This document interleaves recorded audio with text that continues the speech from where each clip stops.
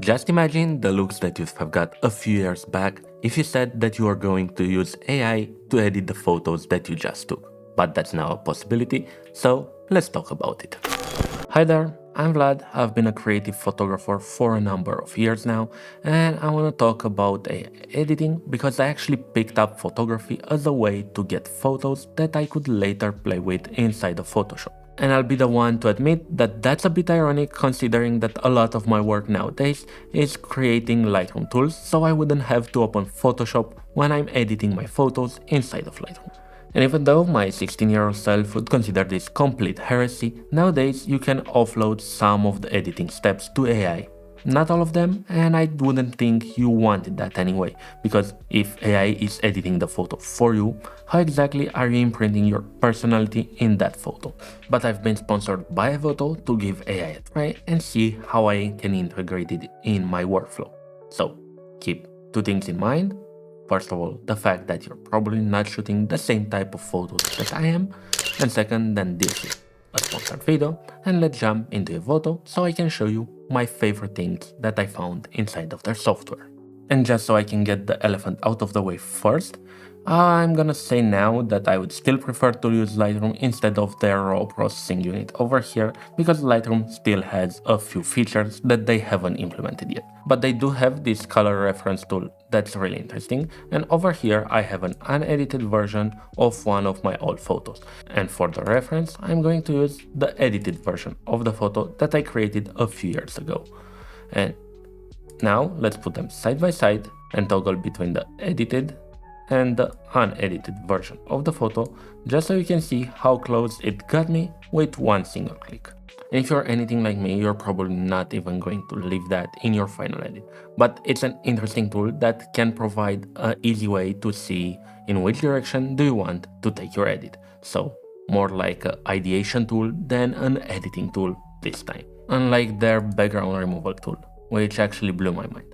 All you have to do is enable distraction removal if shot on a solid backdrop, and Evoto will eliminate light stands and extend the backdrop so you can get a nice and clean infinite backdrop. And also you can use the clean backdrop feature to remove some of the wrinkles both on the ground and in the background. And the truth is that I prefer cinematic portraits and environmental shots, so I don't really shoot a lot against a clean backdrop. But when you need it, being able to just enable two toggles instead of going in by hand and cleaning the backdrop, removing wrinkles or dirt, it's a time saver. And at least for me as a creative photographer, I think saving me some time is the best thing AI can do for me at the moment of filming. And because I do shoot a lot of portraits, I know very well how small details on the face can distract from a nice portrait. And I also know how time consuming editing those can be if you go in Photoshop and take them out one by one using a clone stamp or some other advanced technique. And in all fairness, combine that with the fact that I like my photos to be really grainy. In the last few years, I didn't edit the skin too much, especially because most people are going to use one of these to look at my photos, so why would I actually bother to remove little details? And I think it kinda shows in my recent work, but I just embraced it because I didn't want to spend hours upon hours editing tiny details. But now that I can do it with AI, let's try it on this photo that already looks like a illustration or some kind of movie poster, and let's see if I can turn it to perfection and make it look like it's more of an illustration than an actual photo. I'm gonna start with the skin retouching tab and I'm gonna put freckles and acne to 100%, but because it's giving me this really soft skin, which would be perfect for a young lady, I'm gonna tone down the freckles because I don't have any freckles, and I'm also going to reduce the acne slider a bit just to get back some of the details in the skin, because at 100% you can see how the skin is starting to look really soft. So maybe something like 70%. Yeah, doing a good job there. Let's see before and after, especially on the forehead and on the cheek. There are some details that it has taken really good care of. It would have taken me a lot of time to deal with that. And also I'm going to reduce my eye bags just a tiny bit. And now let's move to the skin retouching tab because I do want a bit more contrast on the face, and I'm using the dodge and burn slider, which is a weird thing to say because back in the days, dodging and burning took quite a really long time and it was done by hand. A lot of effort there, but you can see how nice accentuated my face and it sculpted everything out with just one slider. Texture smoothing, I'm not gonna touch that. And there's just one more thing that I want to try out. Let's see if the hair tab can help me with my unruly beard over here. Let's try hair removal. Let's see if it's doing anything to the beard. I don't think so, but maybe it did something on the top of my head. Nope, didn't work. So I think the beard would still have to be done manually. Not the biggest fan of that, but you can see I'm zooming in before and after on the skin.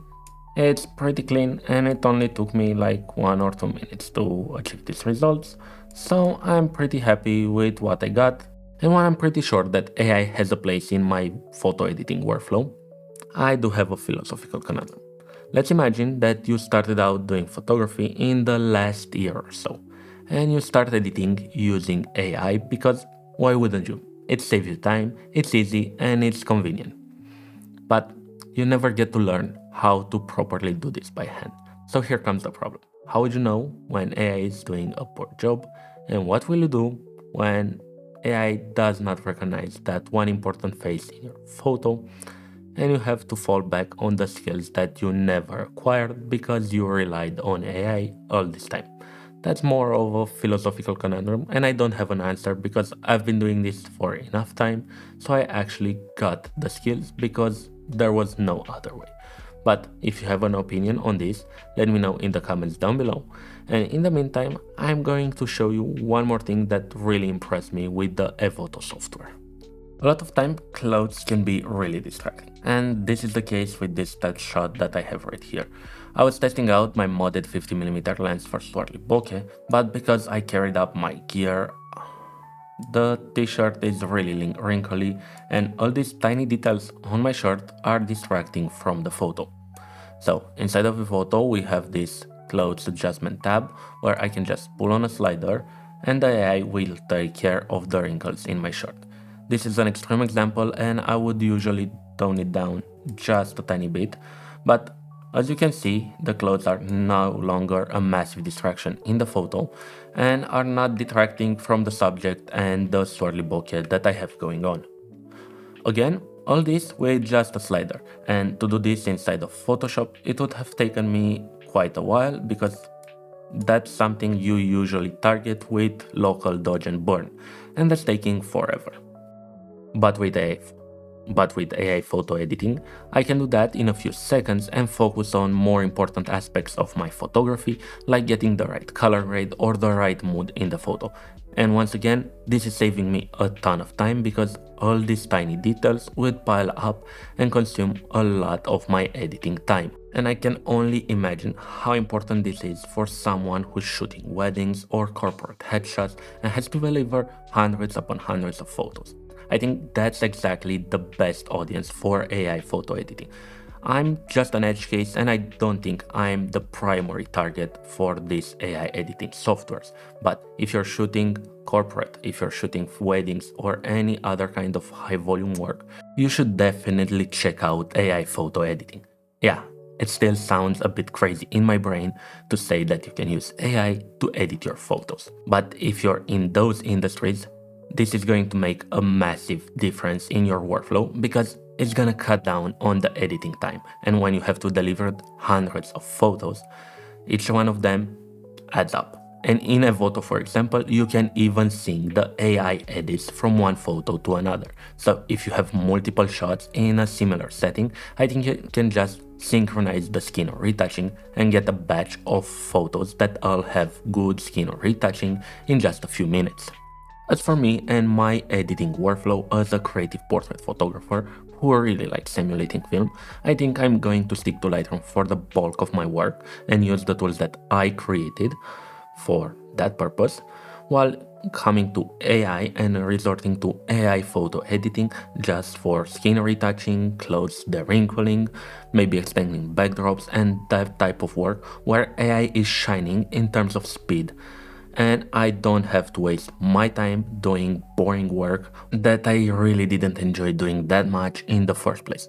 And also, I was pleasantly surprised to see that some of my Lightroom tools and Lightroom presets actually work inside of a photo. They actually thought this through and realized that most of us are using Lightroom as our base, and made it possible that some of the features in a Lightroom presets to work inside of a photo as well, to make the transition really easy. And I think that's something that not a lot of other AI editing softwares do. And I want to applaud them on that initiative. But anyway, these were my thoughts on using AI to edit our photos. It's 2025 and we can actually do that. It still sounds crazy, but this video is going to be outdated pretty fast, and that's gonna sound less and less crazy as times move on. But before that happens, YouTube thinks that you should probably watch this video next, and I think that it's been enough for today's video. So thank you for watching, and I'll see you in the next one. Bye!